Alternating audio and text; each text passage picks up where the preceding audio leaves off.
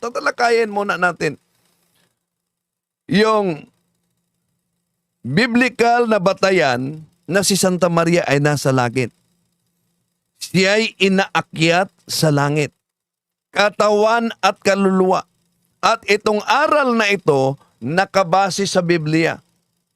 Ang Assumption of Mary, mga kapatid, ay aral, dugma at doktrina ng simbahang Katoliko na si Santa Maria ay inakyat sa langit, katawan at kaluluwa. Pero itong mga nagsusulpotang sekta sa ating panahon, born again, dating Daan ni Eliseo Soriano, Baptist, Iglesia ni Cristo, Seventh-day Adventist, na tumutulig sa aral, mga kapatid, tungkol sa Assumption of Mary. Kaya wala daw mabasa sa Biblia ang Assumption of Mary. Imbinto lang daw umano yan ng Papa noong 1950, mga kapatid. Hindi daw mabasa sa Biblia na si Santa Maria ay nasa langit o inaakyat sa langit. Hindi ipinag-aral daw ng mga apostol. Yun ang kanilang paulit-ulit na tuligsa. Paanong ganyan ang tuligsa nila, mga kapatid? Ang paraan kung paano sila gumagamit sa Biblia ay mali. Ang literal at word for word na paghahanap sa talata para sa Biblia upang paniwalaan. Tingnan nyo yung letra por letra nila. Di po ba? Ang dami ng mga sikta ngayon na nagkukontrahan ang mga aral. Iba't ibang mga tagapagtatag. Iba't ibang pangalan. At iba-iba din ang doktrina. Kaya yun ang batayan na napakamali talaga. Pero itong aral natin, mga kapatid, gamitin natin ang tamang pag-iisip, lalo ng logic, ang konsepto sa Biblia. Sa totoo lang, mga kapatid, alam niyo ba, yung Assumption of Mary ay nakabase talaga sa Biblia. Hindi lang word for word, kundi kung tingnan natin ang konteksto, kung tingnan natin ang ideya, nandun mismo sa talata ng Biblia. Una, pansinin ninyo ang Revelation chapter 12 verses 1. Ituloy natin sa 5. Ito ang mabasa natin. Kasunod nito, lumitaw sa langit ang isang kakaibang palatandaan.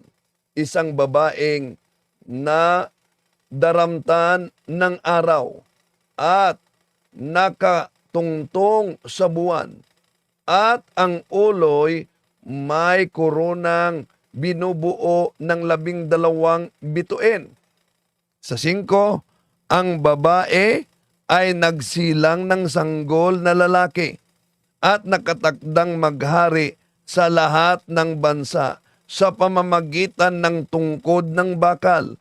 Ngunit may umagaw sa bata at dinala ito sa Diyos sa kaniyang trono.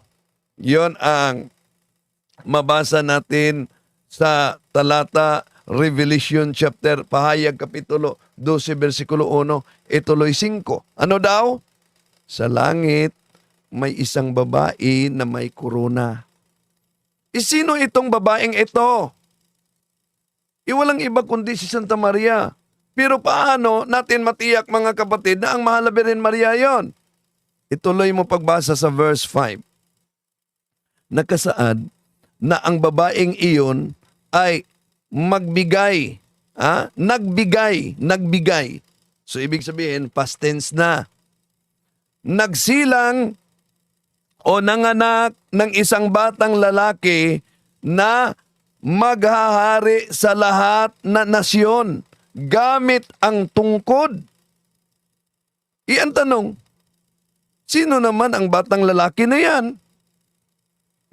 Walang iba, mga kapatid, kundi ang ating Panginoong Jesucristo. Siya ang hari sa lahat ng mga hari. Mabasa natin sa unang Timoteo kapitulo 6 versikulo 15. King of Kings. Tandaan natin, dahil sabi nila, o di po ba yung Queen of Heaven ginamit sa mga pagano noon sa Babylonia? 7:41 ng Jeremiah, 7:14.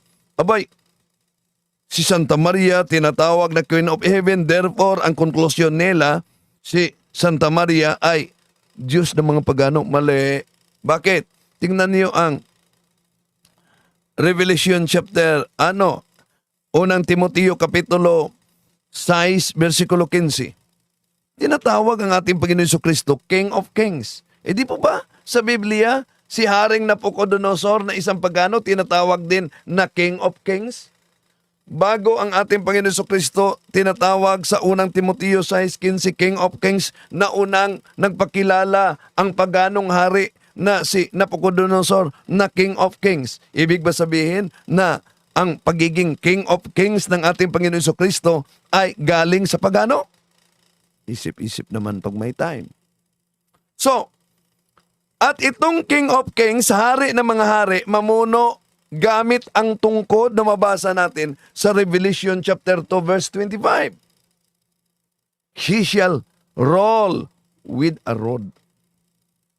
Kaya, kung si Jesus ang batang lalaki, therefore, ang ina niyang si Santa Maria ang tinutukoy na babae sa langit sa Revelation chapter 12 verse 1, mga kapatid.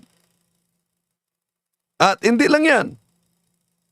Kung tingnan natin bago yung Revelation chapter 12 verse 1, may nauna pa. Revelation chapter 11 verse 19. Ito ang mabasa natin. Then God's temple in heaven was opened, and the ark of his covenant could be seen in the temple. There were flashes of lightning, rumblings and peals of thunder, an earthquake, and a violent hailstorm. Yon ang mabasa natin sa talata bago ang Revelation chapter 12 verses 1 ituloy sa 5. Asan si Santa Maria dito sa talata? Yun naman ang hahanapin ng ibang sikta. Bakit ginamit din yung mga Katoliko yung Revelation chapter 11 verse 19? May mabasa ba diyang Santa Maria? Wala namang binasa diyan si Santa Maria na sa langit. Yon ang komento nila. Di gamitin naman natin yung logic. Nandyan po ang sagot, mga kapatid. Isipin nyo, sino ba yung binabanggit diyan sa talata na God's temple in heaven? Hindi po yan literal na templo ng Diyos sa langit.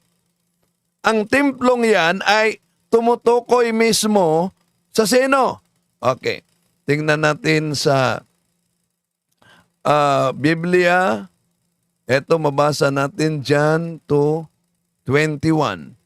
Sabi ng ating Panginoon Jesucristo, but he was speaking about the temple of his body. See? Ano daw ang templo, mga kapatid?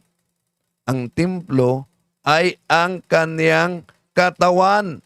At sa Revelation chapter 21 verse 22, ito din ang mabasa natin, mga kapatid. I saw no temple in the city, for its temple is the Lord God, the Almighty, and the Lamb. See? Napakalinaw, mga kapatid, kung sino ang templong tinutukoy diyan. Sa talatang binanggit, hindi yan literal na templo sa langit.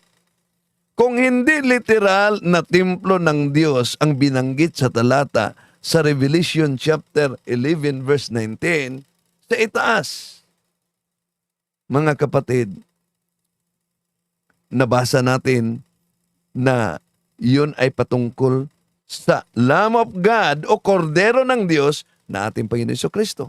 Ngayon, kung hindi literal ang templo ng Diyos, ang tanong naman, yung Ark of His Covenant na nasa langit, alang naman, yun ay ang Ark of Covenant ni Moises.